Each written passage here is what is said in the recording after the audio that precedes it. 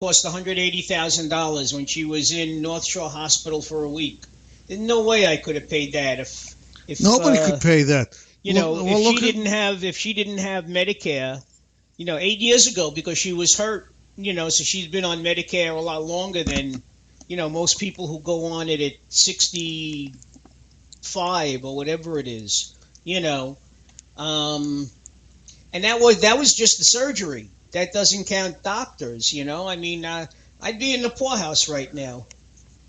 well, look at my wife. She's been, as if everybody doesn't know, my wife passed away the 15th of December. And, okay, we don't need that kind of sounds effects. It wasn't meant to be that sound effect.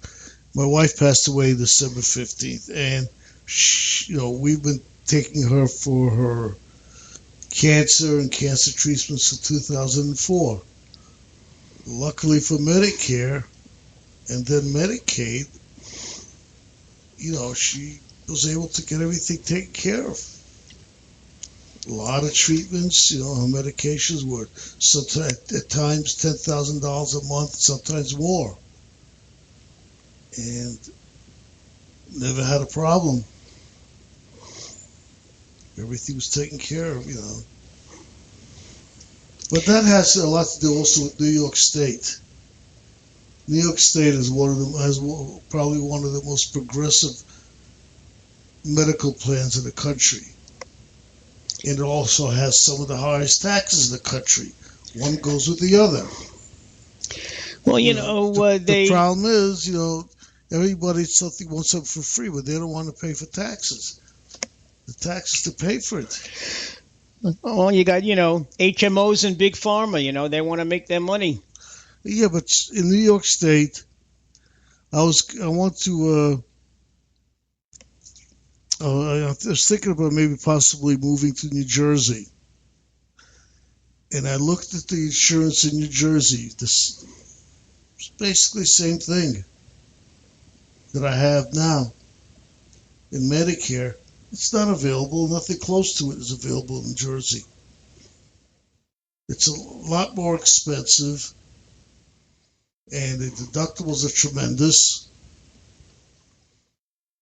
And, sorry, I said, New York, your taxes are higher, you're paying a lot more, but you get a lot more.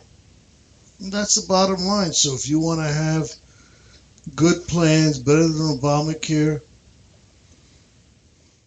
you have to pay more taxes, or you have to pay for the plans, one or the other. Nothing comes free. Well, then I understand, doctors complain because they say there is a great deal of paperwork that they have to fill out, and many doctors' offices are hiring an extra worker simply to do the insurance. That's always been that way, but... but sometimes the people, sometimes they used to have, the ones who answered the phones and make the appointments, they used to be able to do it, but now it's just too much for them even. Now, if you look at it, I look at some of the bills I had from last year, it said the doctors billed out $13,000. They got paid $1,000, and I owe $20. I mean, what they're getting in comparison to what they're charging is silly. Either they're overcharging, and it doesn't matter because Medicaid only pays a agreed amount. I don't understand this, but hey, my dentist just hit me up with the fact that he's no longer accepting my union coverage. That when I go for a cleaning, I have to pay up front. Guess what? Time to switch dentists. Well, now he's my periodontist. Guess what? Also, time to switch dentist. Our regular dentist, who is well into his 70s, and let me tell you, when you talk about old-time dentists, you could call this guy up at 8:30 in the morning. Let's say you chipped the tooth. He'll tell you to come into the office at 9. Okay? And he'll see you that day. No waiting 2, 3, 4 days or a week. But even he said it's become too much for him, and he sold out to He's not fully retiring, but he sold his practice to one of the big dental concerns, and he'll be working with for them. He won't be working every day. He'll put in a few days a week. You know, he'll get a chance to enjoy his grandchildren and fish, which is what he likes to do. A very soft-spoken guy. You really have to listen. But he literally is the old-time painless dentist. I mean, he does everything for the most part. But Sorry. that's all right. Hey, look, the sign of the times, like it or not, is we're all getting older. Okay? As my friend Joel happened to say, you know, we are 68 years old. We look at pictures of when we were 18 and we say, yeah, well, we have the mind of an 18-year-old and the body of a 68-year-old. You know, uh, the mind is willing, but the body just won't do it. What could I tell you? That's it. Oh, yeah. As long as the mind is willing, that's the most important part. But mine isn't, because I said that with my microphone turned off before. Huh. Okay, anyway, so what was I talking about my wife? You were mentioning, we were talking about medical and how, one doctor billed 13,000, only got paid $1,000, That's mine. Hers, God, I don't even want to look at her bills. But anyway, the only way you know what to experience with the death of a spouse is to live through it. You don't realize it. It's not. I've lived through my parents dying. I lived through both, like I said, both my parents, my mother and father. And sure, we grieved and all that, but it was not the same. I was married for 41 years. That's 41 years sleeping in the same bed 7 days a week. When you think about it, every night you're with the same person. In the last, I guess, 14 years she's got cancer. I've been with her just about 7 days a week.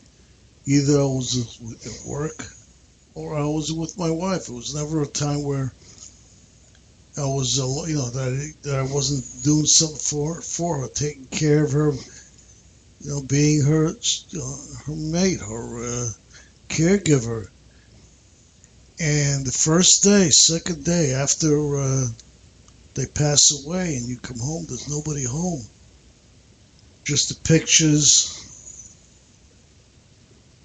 not much pictures, and ice cream that she liked to have still in the refrigerator, her jewelry sitting out, and you really, but you expect her to come back every night. You really expect her to come back, but she doesn't. They don't. Then it's been now, I guess, about 3 weeks. Well, you know what George Burns used to say? George Burns used to go to the cemetery and talk to Gracie, and he would say, and Gracie always had something to say about everything. And he would say, I go to the cemetery now and talk to Gracie, and she doesn't answer me. For the first time in her life, she's quiet, Yeah. But anyway, so it's an experience that I don't wish upon anybody, but it's an experience that everybody will have. If they're married, one or the other will have. One of the other spouses will have the experience. And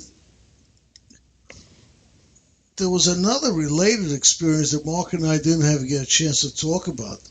And that was Debbie Reynolds passing away a day after Carrie Fisher. Yeah, it totally slipped our mind last week. In fact, one of the things that Debbie Fisher says that Carrie, I want to go back and be with you, and she passed away. So who knows?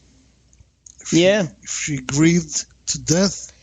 Well, they they had a cardiologist on the news. Well, many of the stations had a cardiologist on, the day of and the day after, Debbie Reynolds passed away, and they had a few psychiatrists, and they said it's very possible, if the love is that strong, if the bond is that strong, and the body's that weak, people can die of broken heart.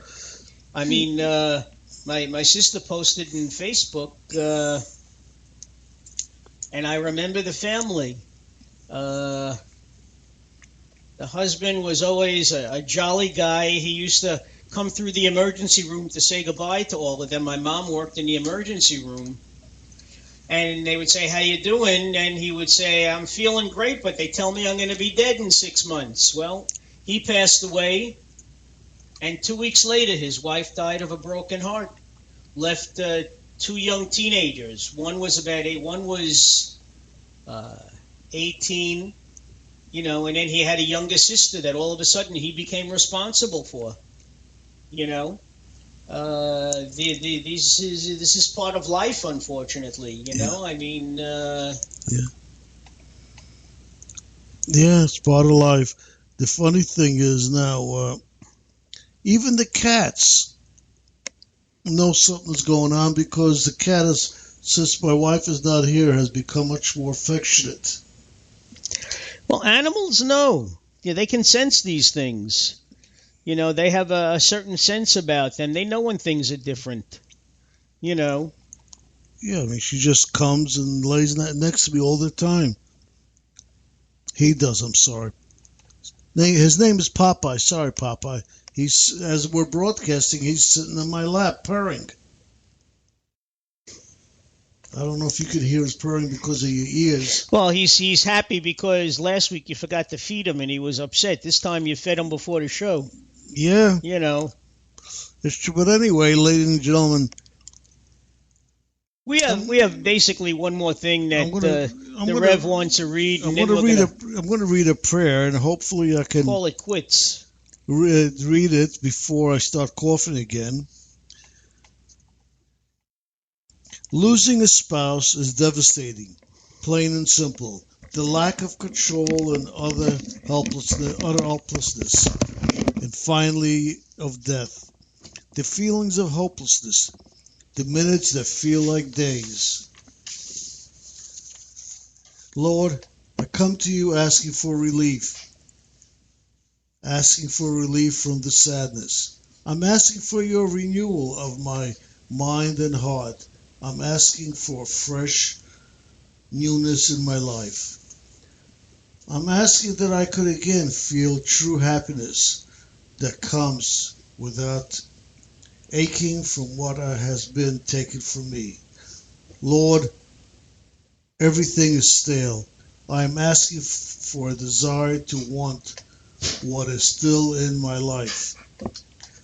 I'm asking for you to diminish those aching feelings that are never satisfied.